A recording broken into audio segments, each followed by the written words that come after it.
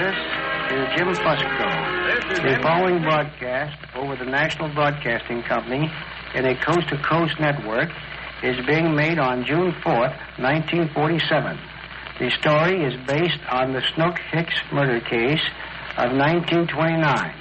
These recordings will be made during the actual broadcast over WLW Cincinnati. What's the matter? Hey, did I say there was nobody around? Yeah. I was wrong. Look, there, lying in the grass. She's dead.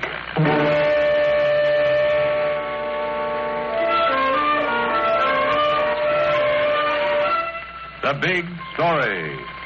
Another in a thrilling series based on true experiences of newspaper reporters. Tonight, to James E. Fusco of the Columbus Citizen goes the Pell-Mell Award for The Big Story.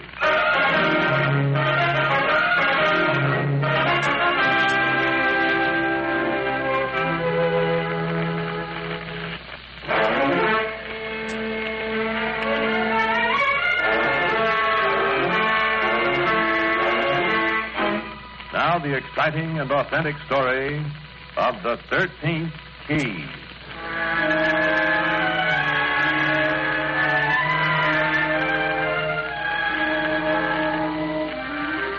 By the time you, James Fusco, reporter for the Columbus Citizen, reached the rifle range at McKinley Avenue and Fisher Road, the crowd of police cars has drawn a cluster of curious citizenry. You push through their morbid muttering, and your face, familiar to the law, is your own trespass. The coroner is at his work, kneeling. Any identification, coroner? Not yet, Jimmy. Take a look for yourself. Maybe you know her. Nobody I know. She's pretty. Was, you mean? Was. What caused the cut in her throat? Knife. Take a closer look. Do I have to? Look, Jimmy, I'm giving you a clue. Free for nothing. Okay. What am I supposed to notice? That's not just any cut. It's careful. Surgical. Thanks for the tip. Okay, boys, take her away. All through, Coroner? That's all for now, anyway. Good afternoon, Mr. Drayle. How's the detective business? Hiya, Jimmy. Well, plenty of it today. What brings you here? Oh, I turn up at the best murders. Got any tips for me? Not now. We've just... Hey, where are you going? Nowhere. I just noticed something in the grass here. The sun was hitting it. Uh-huh. Find something? Yeah. It must have been lying under the girl's body. It wouldn't by any chance be a key. What made you ask that? It's a key ring. Well, it must go with these. I found them scattered all around. Keys, huh? Yep, an even dozen. Oh. I wonder where the 13th is. How do you know they were 13? Hey, don't start suspecting me, Steve. All I did was figure. Well, let me in on this figuring. Elementary, my dear Watson. I found the key ring. You found 12 keys. Put 12 and 1 together, and the conclusion is somebody took those keys off the ring to get at another key. Yeah, that makes sense. Sure. 13 keys. But who took the key? I know. Who? The murderer.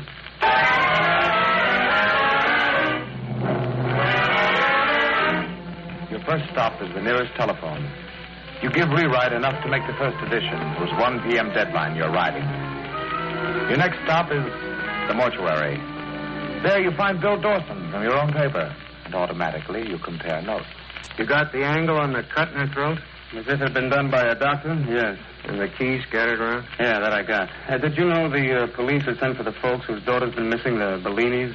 No, I didn't know that. Well, they're coming over this... Come in now, boys. She's laid out. Okay, Andrew.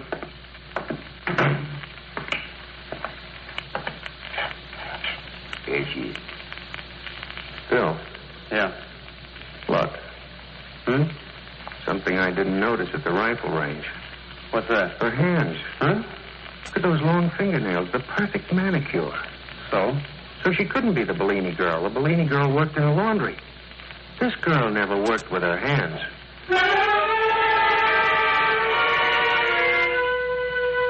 You leave Bill Dawson at the morgue to wait for a possible identification. And you go back to the Citizen office to write the roundup story. You're about 5 paragraphs down when the phone starts jumping. Yeah? Joe, this is Dawson. I got a present for you. Let her rip. The dead girl was just identified. She's Ellen Marion with an O, Johnson. That's S-T-O-N. Nice going. Who is she? You're going to love this. She was a second-year med student at Ohio State. She was 25. Folks identify her? Nope. They live down south. She was identified by two roommates who'd missed her for 2 days. Their names are Lenore Graham and Frances Eaton.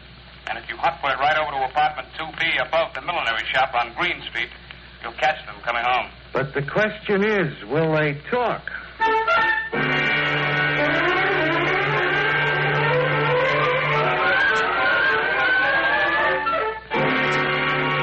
No, I will not answer any questions. Francis, please. You have some nerve coming here, Mr. Fusco. Lying in wait for us at the door of our own apartment, invading our privacy. Why don't you behave like a gentleman, even if you're not one, and scuttle back your filthy paper? Please, Francis. She's awfully upset, Mr. Fusco, and so am I. Miss Graham, please realize I'm only doing my job. I know. Your job. Yes, Miss Eaton, it's my job to ask questions, to find out everything I can about your roommate. Filthy morbid curiosity. You don't have to insult him, Fran. He's just doing his job. His job. Why don't you just go away and leave us alone? Because I'm a reporter. And believe me, I don't enjoy troubling you at a time like this any more than you like being troubled. I don't think Mr. Fusco would do anything wrong. All I want, Miss Graham, is a little information on your roommate, a picture if you have one, anything you can tell me about her folks. You won't get anything out of me. Miss Eaton, you make me say something I don't like to say. Mr. Fusco, she doesn't mean anything. She's just terribly upset. We're both upset. Please, maybe if you come back tomorrow. There's no tomorrow in the newspaper business, Miss Graham. And, Miss Eaton, I have this to say. I can go back to my office. Why don't you then? Why don't I can go back and write that you were too upset to talk about your friend. If you'd only come back later. Or I can write you refuse to reveal anything about her. They both mean the same thing, but they sound awfully different. You wouldn't do a thing like that. Believe me, I'm not digging for dirt in a girl's tragedy. I'm trying to find a line to a murder. If you'll only tell me one thing. Nothing. Just one thing. I think this is a love murder. And if you'll just tell me the names of the men she went out with. She wasn't that kind of a girl. Lenore threw away. Somebody maybe you didn't know about. Somebody she might have been seeing secretly. Somebody who wrote her love letters. Letters she might have left in her room. If you'll just let me take a look around. Okay, sister. Have it your way. Wait a minute, Mr. Fusco. You asked if Ellen Johnston had a boyfriend. Well, she did. You've got to find Louis Jack. Why? Did they have a quarrel? I can't tell you anything more, just his name, Louis Jack. Wait. What does he do? Is he a doctor? Why, no. But he is a veterinary.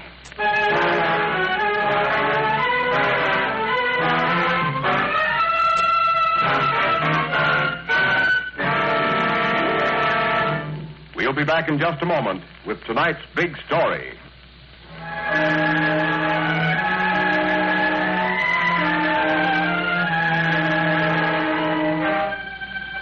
Now, we return you to your narrator, Barry Kroger, and the big story.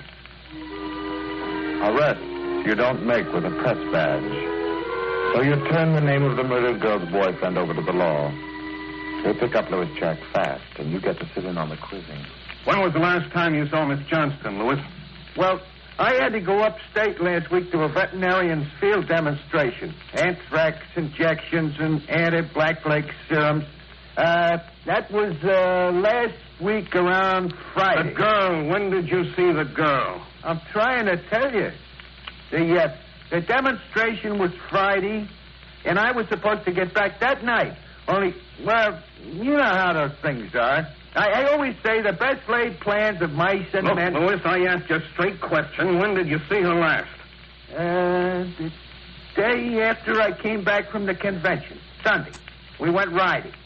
I wanted to go to the movies because I'd had a very studious time, and I thought the movies would be fun, but she wanted to go riding. So you quarreled? Oh, no, just a lover's spat. You know how it is. You fuss about little things. You were lovers? Well, you know, sort of, kind of. We went out a lot together, you know. I don't know. I'm trying to find out. Why are you asking me all these questions? After all, I only went out with a girl. Gosh, you can't blame a fella for going out with a girl. Louis. Uh-huh. I'm going to start all over again, right at the beginning. And, Louis, make the answers short. Gosh, try. But could I ask a question first?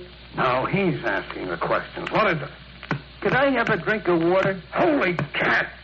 Sit there. Jimmy. What? What do you think? Could anybody be that dumb, or is he plain dopey? I don't know, but I've got an idea. Want to take a crack at the questioning? Think you can break him? No. But why don't you take him to the morgue and make him look at her now? Detective and Lewis, you get to the morgue just in time to find a stern-looking woman having an argument with the attendant. Why can't I go in? Why can't I go in and see her? Are you any in I told you no. Are you the law? Are you crazy? I told you I was her landlady. You can't go in. You ought to be What are you trying to do? Collect back rent? Go on home, lady. What's the trouble here, Andrew? She wants to go look at the girl. Says she's her landlady. What do you want to see her for? Because I knew her and her husband both. Her husband? You mean she lived with those two girls and her husband? Who are you to be asking me questions? Never mind him. Answer me. What's this about her husband? And what about the two girls? What two girls? Lenore and Frances, the ones who lived with her upstairs over the millinery store. Over the milliner?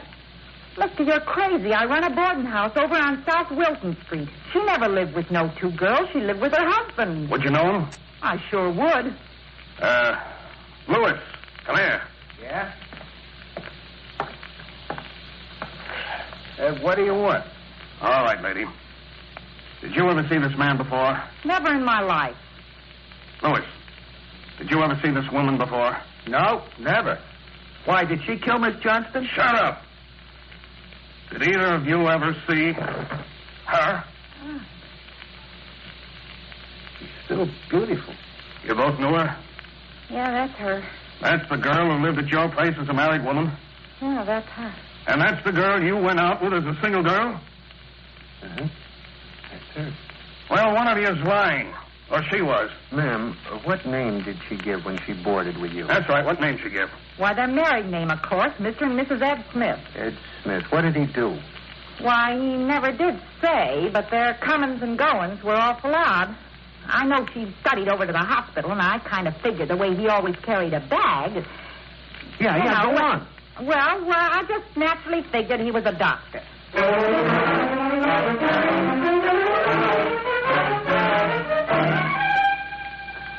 It fits so well, the police let the bumbling boyfriend free with a warning to stay in town. And they start looking for Dr. Ed Smith. The landlady gives one clue to the identity of this obviously phony named gentleman. He drove a blue coupe, and this you add to your list of clues.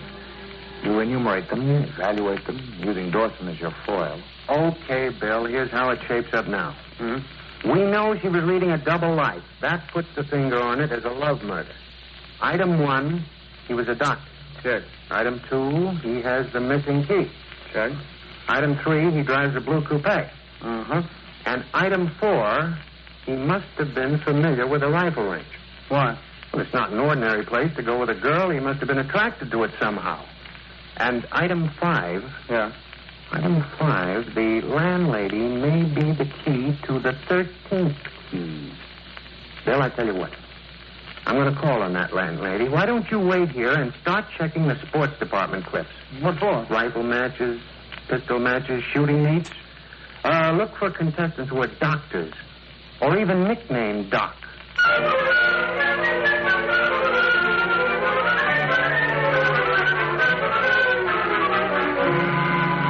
This Dr. Smith, ma'am, when did you see him last?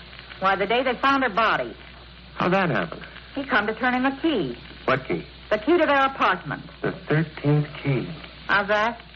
Nothing. At about what time did he turn in the key? Oh, round about the middle of the afternoon. Did he say anything? Yep. He said, "Here you are, ma'am. We won't be needing it anymore." Why did he say that? Because he said they was leaving town. He said they were... Say! Hmm? Do you think he done it? What do you think? For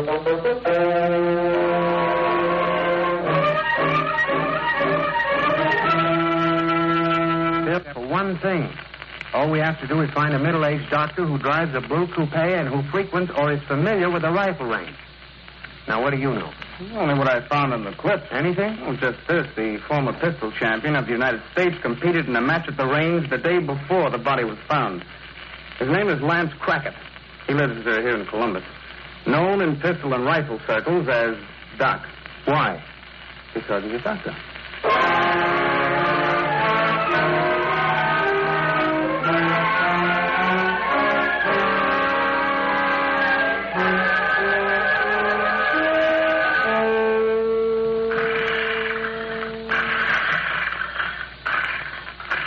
That must be him mowing the lawn. Yeah. Dr. Crackett. Yes? I'm Steve Drayle, Columbus Police. This is Jim Fusco from the Citizen. Will you come with us, Doctor? What for? Questioning. About what? The murder of Miss Johnston. Did you know her? Yes. Better come along, Doctor. Well, let me shave and tell my wife. Then I'll drive over. I think you'd better come with us, Doctor. But you can tell your wife. Hey, I'll be right out. You certainly will. Because I'm coming in with you. Wait here, Jimmy. It's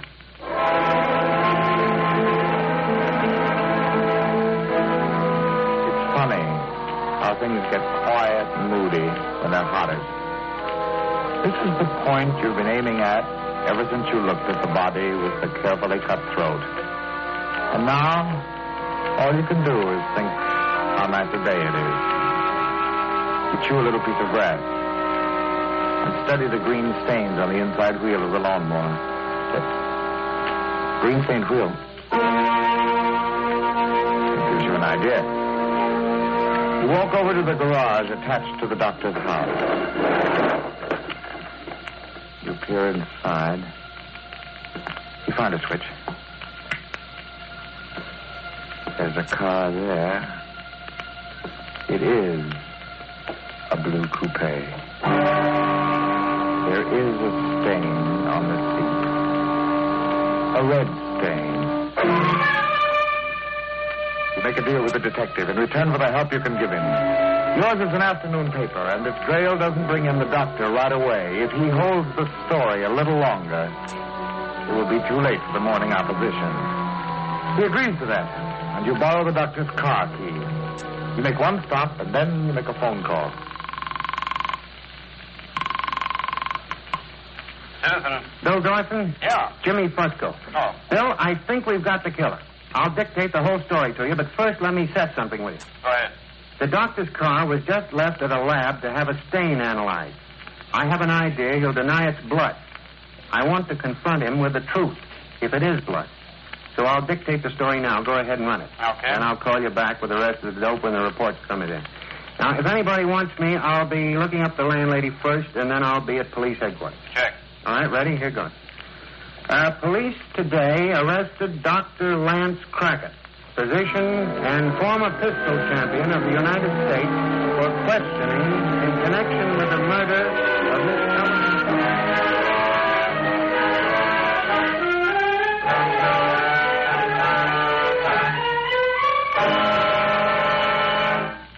Jim, it's been 3 hours since we ran that story on Crackett's arrest. The desk is going crazy. We've been queried by the press services and everybody. I know. And what's more, some of the papers are carrying a denial of our expert. Jim, have you got the paper in our box? Have you gone crazy? I don't think so. Then where's the dick and the doctor? Frankly, Come on. I don't know.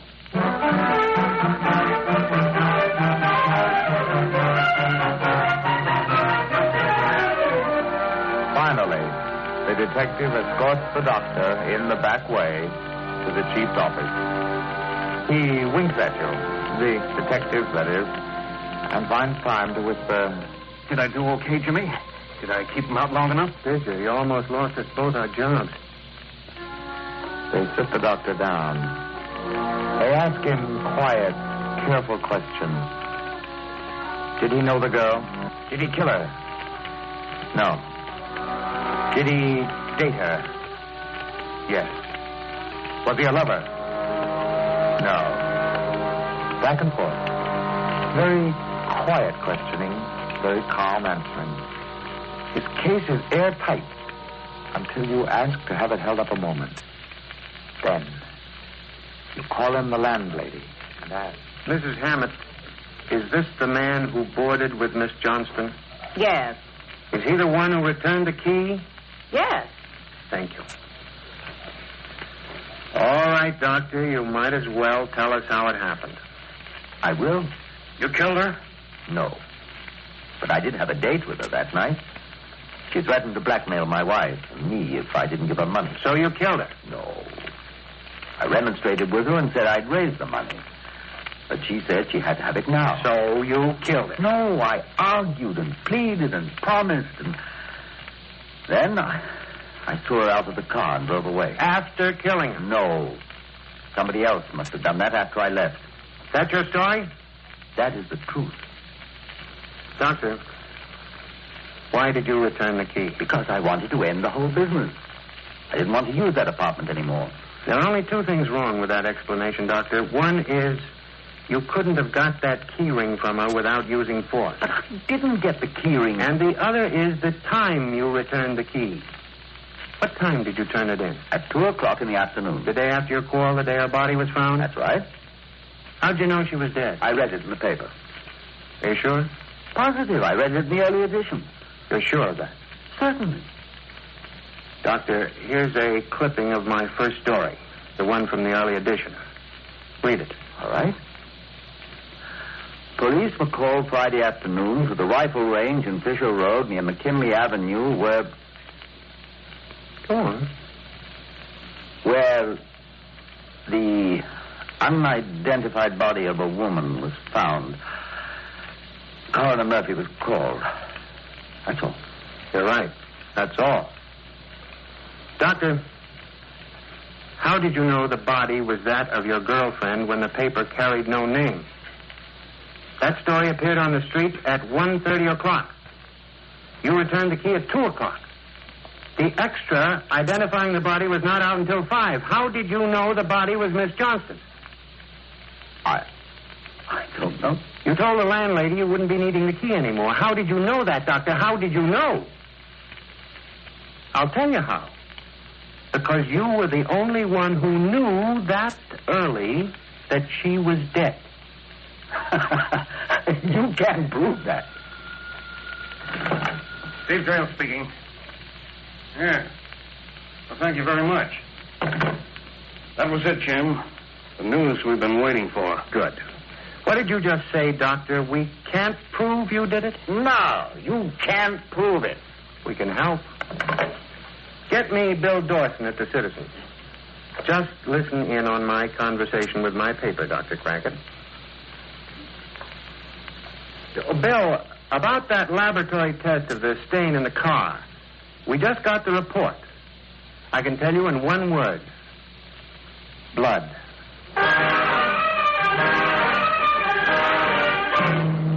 That does it. That's it. You've helped to apprehend a murderer. And you've got your big story.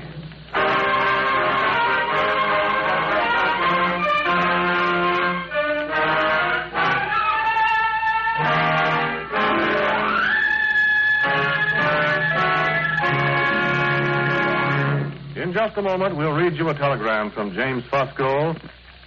Now, here's that telegram sent by James Fusco of the Columbus Citizen. Thank you for dramatizing my big story. Doctor was found guilty of murder in the first degree. Statements I took at killer's confession were introduced as evidence in trial.